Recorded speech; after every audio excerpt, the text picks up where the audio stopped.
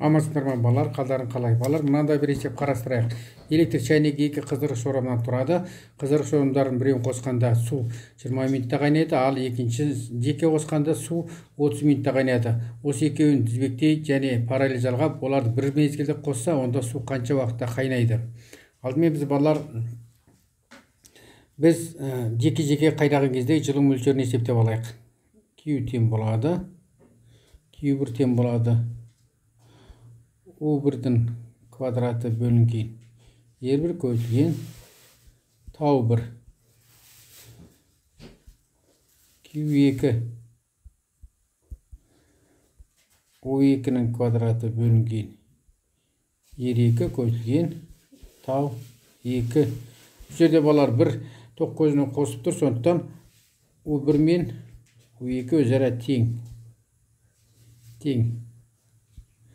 Енді және бұлардың қайнау температурасы тең. Т1 тең, Т2 тең 100 градус болып тұр. Және бір шайнекте қайнаған судың массалары тең. М1 тең, М2. Осыны ескере отырып, онда қайнатқан кезде бөлініп шыққан жылу мөлшері өзара тең дейміз. Яғни теңдің сол жағы тең, оң жағы да тең. Енді ары қарата U1-дің квадраты бөлінген R1 көбейту тау 1 тең болады U2-ның квадраты бөлінген R2 көбейтілген тау 2 деп жазуымызға болады. Кернеулер өзара тең. Енді осы жерден біз R2-ның R1-ге қатынасын алайық, ол тау 2-ның тау 1-ге қатынасы екен. Мынау біздің 5-ші теңде болсын, мынау біздің 6-ші теңде болсын.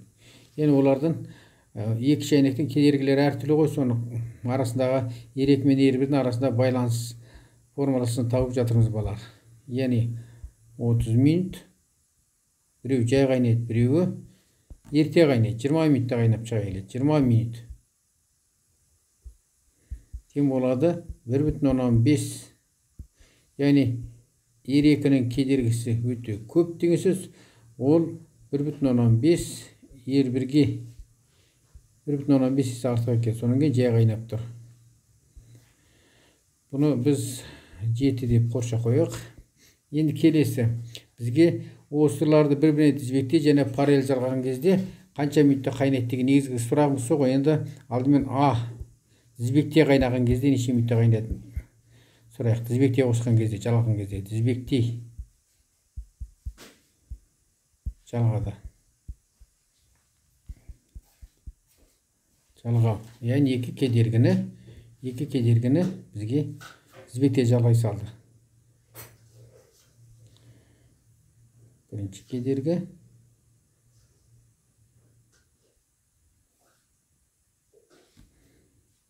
екінші,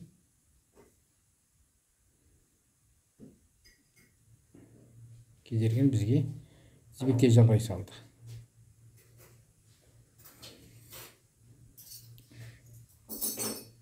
R1 мен R2-ні осы кезде неше минутта қайнатады? Алдымен бірінші Q1-ді жазып алайық. Енді бәрі олары кернеулері өзара тең, яғни бір тоқ көзіне қосылып тұр. Яғни 220 вольт, мысалы келген жағдайда 220 вольтқа қосып деп есептей салайықшы балалар, мысалы.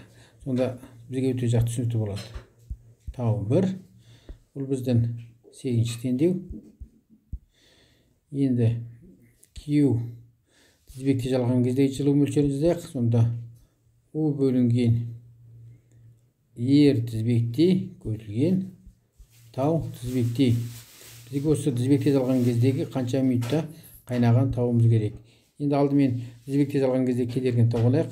R тізбектей сұлбан солшысы жазып қойдым балалар. R1 қосу R2 тең болады. R1 қосу 1,5 R1. Сонда 2,5 R1 болды. Тізбекте жалған кездегі кедергіміз R1-ден 2,5 есе артық екен, 2,5 R1 болды. Бұл біздің 10-ші теңдеу болды. Енді онды 9-ға қоя саламыз.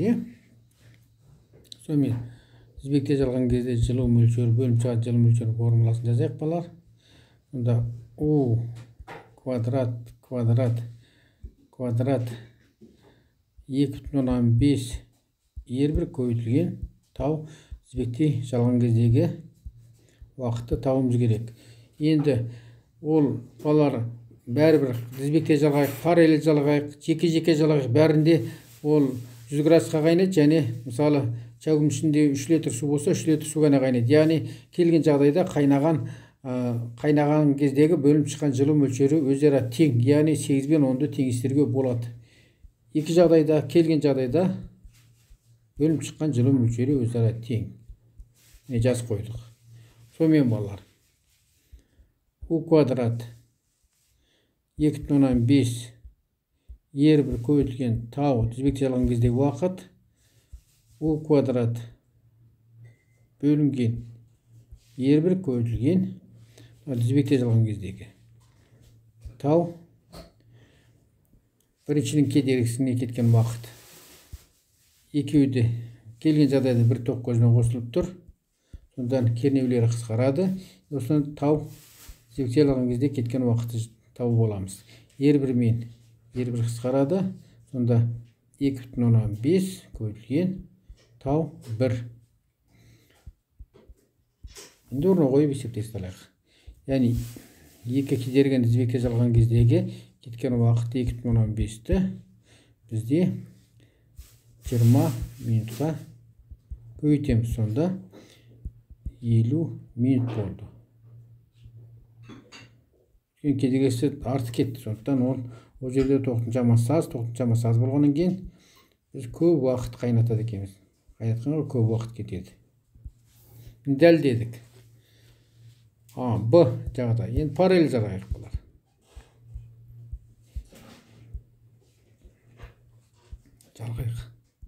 Жалғау.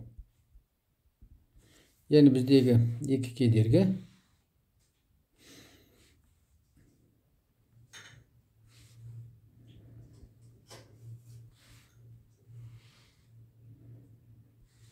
өзара параллель қосылып тұр.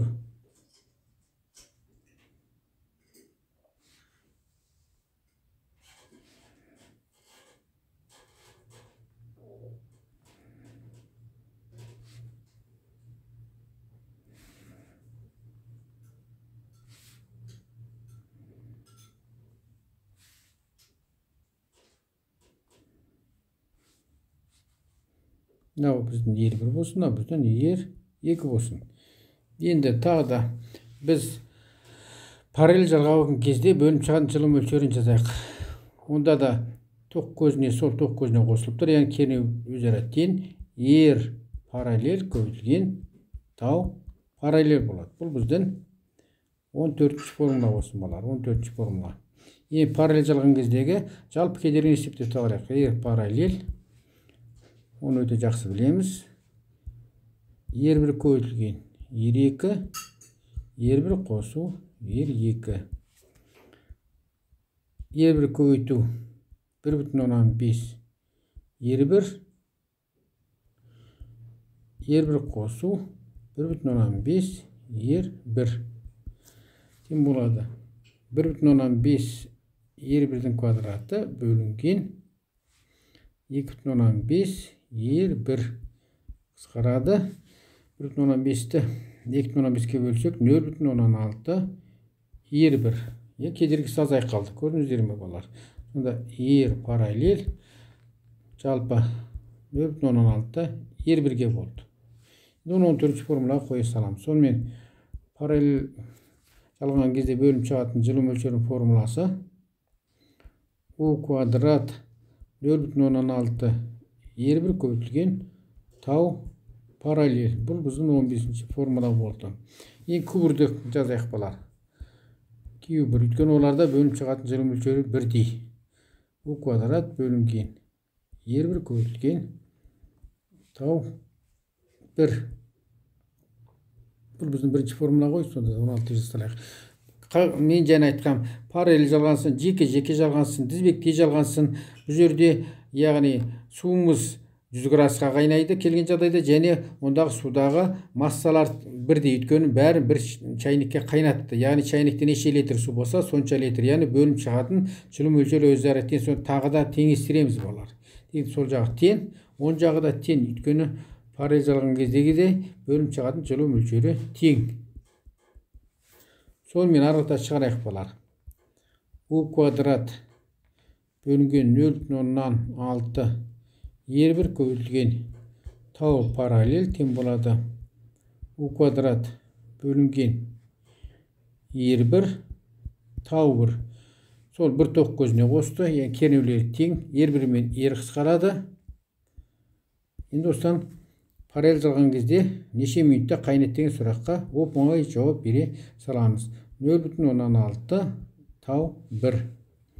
Біздің 20-шы формула болды. Сонымен параллель жалған кезде бізде шәугімдегі суымыз 0,6-ны 20 минутқа көбейте саламыз. Сонда 12 минут екен. Сонымен жауабы.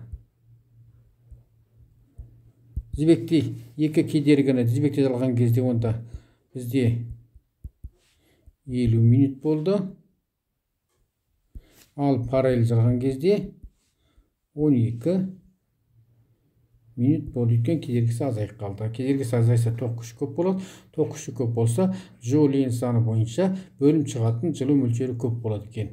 Осымен сабағымыз аяқталды. Қош сау болыңдар.